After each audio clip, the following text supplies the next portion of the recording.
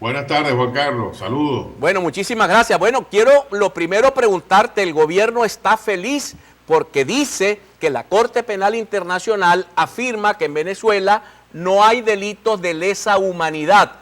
Yo quiero que tú nos digas si eso es cierto, si lo dijo la Corte Penal, qué fue lo que interpretó el gobierno, qué interpretaron otros. ¿Hubo un pronunciamiento de la Corte al respecto? Ali, adelante.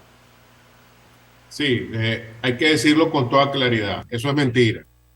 Una gran mentira, porque el comunicado que sacó el gobierno no tiene nada que ver, pero en absoluto, con lo que dijo la Sala de Cuestiones Preliminares de la Corte Penal Internacional. Lo primero que hay que decir y que no se menciona para nada en el comunicado que hizo público el gobierno es que el gobierno perdió en esta sentencia. Es decir, el gobierno había solicitado que se le diera un mes de plazo en su estrategia única que hay ante la Corte Penal, que no es otra más que establecer tácticas dilatorias, ganar tiempo y retrasar lo más posible el proceso.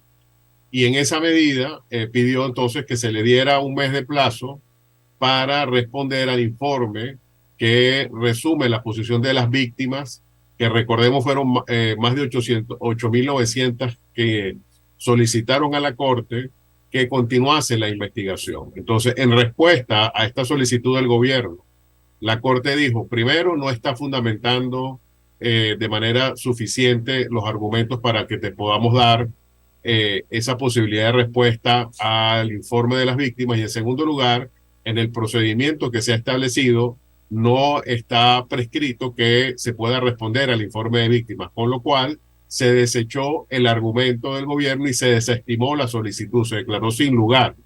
Entonces, esto es lo que pasó. Lo que pasó es que el gobierno pidió algo a la Sala de Cuestiones Preliminares y la Sala lo negó. Eso es lo que ocurrió. Entonces, como el gobierno perdió, tuvo que buscar una manera de decir que no perdió y utilizó de manera bastante civilina unas expresiones que utiliza la Corte, que son expresiones de tipo teórico, teórico no, procesal técnico, y que tienen que ver con cualquier proceso. Recordemos que cuando se detiene una persona, a la que sea, por cualquier delito, siempre se dice presunto perpetrador, presunto autor. ¿Por qué? Porque hasta que no sea condenado, pues no será el autor.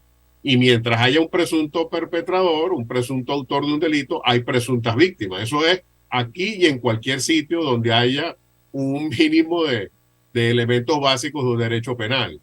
Entonces, como esto es así, en el caso de la Corte Penal, ¿qué es lo que ocurrió? Bueno, justamente como no ha habido ningún caso todavía, porque gracias a las acciones dilatorias del gobierno eso no ha podido ocurrir, es decir, esto es responsabilidad del gobierno, entonces claro que cualquier víctima que se dirija a la sala, así como cualquier perpetrador será presunto, las víctimas también lo serán, porque no ha habido ningún juicio todavía.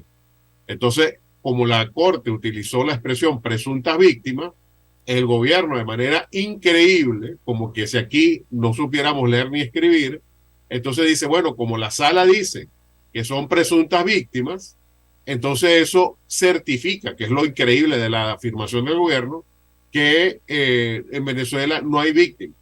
Y número dos, además certifica, que es todavía más increíble, que en Venezuela no se han cometido crímenes de lesa humanidad. Entonces, como ven, de una afirmación estrictamente procesal que hace la sala y que tiene que ver con el hecho de que hasta ahora no ha habido ninguna condena porque no ha habido ningún caso ni ninguna imputación, entonces el gobierno saca una carta de victoria que nunca existió y que obviamente lo que hace es tratar de confundir a la opinión pública y hacer ver que el gobierno ganó donde en realidad solo hay derrotas. Entonces, en este sentido, hay que levantar la voz porque además, con mucha tristeza, vemos cómo periódicos que en algún momento fueron muestra de independencia y de veracidad, como el Universal, repiten lo que dice el gobierno sin mayor cuestionamiento y en un ejercicio vergonzoso del periodismo, está diciendo que la Corte ha certificado que en Venezuela no hay crímenes de lesa humanidad, cuando en realidad la Corte lo que dijo es, el gobierno pidió algo y yo lo declaré sin lugar, yo lo desestimé porque no estaba ni fundado ni estaba basado en ninguna normativa que lo justificase. Entonces, como ve, Ya al gobierno no le basta con negar que en Venezuela se han cometido crímenes de lesa humanidad, sino que además miente sobre lo que dice la Corte al respecto. Para nosotros está absolutamente claro el tema, como lo explicas perfectamente claro. Quiero pasar a una segunda pregunta. Tú eres abogado, defensor de derechos humanos. El caso Paraqueima.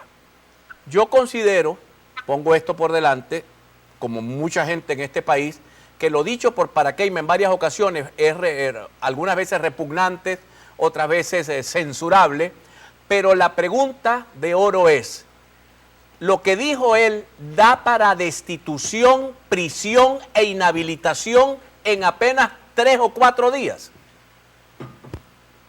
Sí, es muy importante este caso, porque este caso ha servido para el gobierno para varias cosas, ¿no? Lo primero que hay que decir es que nosotros sustentamos el estándar internacional que define que en general no debería existir en ningún ordenamiento jurídico los crímenes de opinión, los delitos de opinión.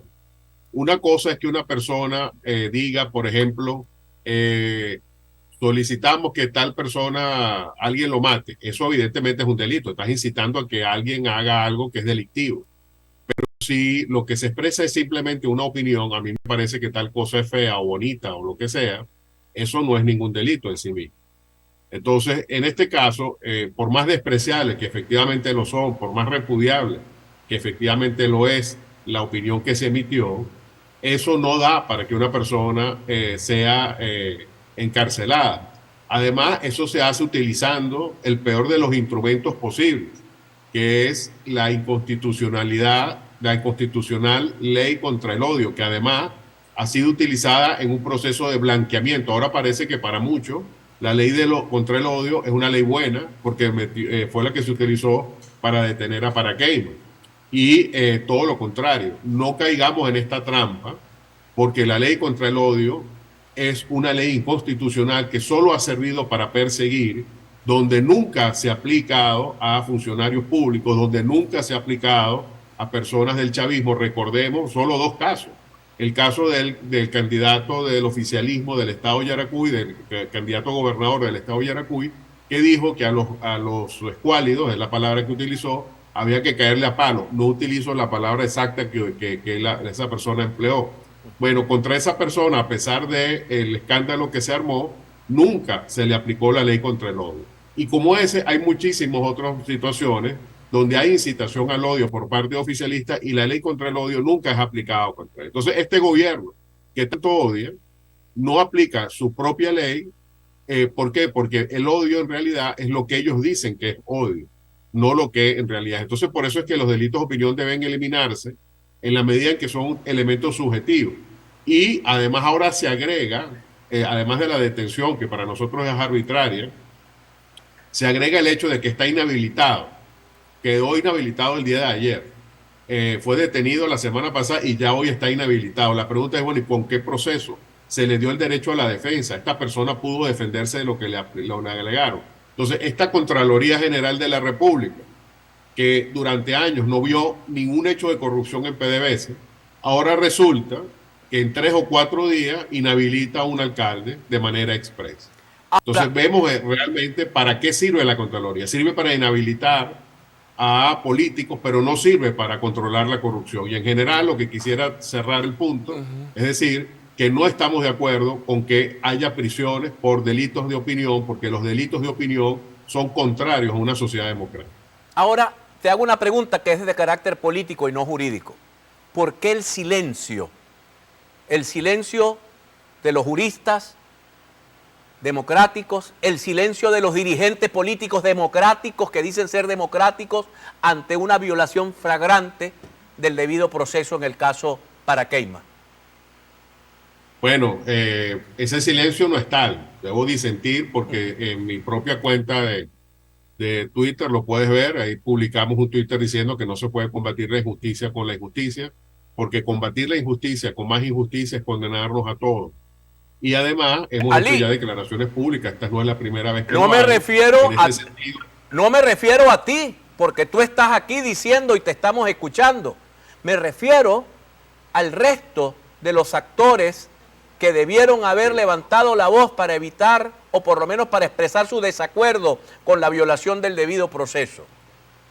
Sí, bueno, aquí hay varios factores, ¿no? En primer lugar, hay que decir que su partido, o sea, el partido al que pertenece el señor Paraqueima, que por cierto es uno de los partidos que fue confiscado por el gobierno para dárselo a factores favorables al mismo, votó, y esto es una cosa que me sorprende, votó a favor del acuerdo legislativo que exhortó al Ministerio Público a actuar en el caso Paraqueima. Entonces ahí ya vemos una cosa bastante complicada, bastante difícil de explicar, de cómo el propio partido dejó de apoyarlo y después vino una carta abierta del señor Brito, que es de ese partido también, diciendo que ahí se le habían violado derechos. Entonces la pregunta es, ¿el señor Brito no se enteró que su propio partido votó en contra de Paraqueima? Es decir, ahí hay una serie no sé, de inconexiones, de cosas que no tienen sentido. Y por otro lado, también hay que decir que el hecho de que muchos partidos políticos y muchos políticos que se llaman de oposición tampoco se hayan pronunciado, llama la atención, porque la persecución de uno es la persecución de todos. Es decir, la ley contra el odio nos lo pueden aplicar a cualquiera de nosotros en cualquier momento, particularmente a los dirigentes políticos. Entonces, que ninguno de ellos, o la mayoría, no puedo decir que todos, no se hayan pronunciado, es altamente preocupante y además muestra cómo los precandidatos de la oposición se callan muchas cosas y no dicen por miedo a ser ellos a su vez inhabilitados. ¿Qué candidato ahorita habla de torturas? ¿Qué candidato habla de los presos políticos? ¿Qué candidato habla de los crímenes de lesa humanidad? ¿Qué candidato habla de la Corte Penal Internacional? Aquí vemos cómo hay muchos temas tabú de los candidatos y dentro de esos está la persecución de dirigentes políticos independientemente, como digo, de que sus acciones sean repugnantes o no. Bueno, Ali, te agradezco muchísimo que nos hayas acompañado de hoy. Ali Daniels, director de Acceso a la Justicia. Gracias a Dios tenemos a Ali Daniels. Gracias a Dios. Saludos. Gracias a ti. Evelyn.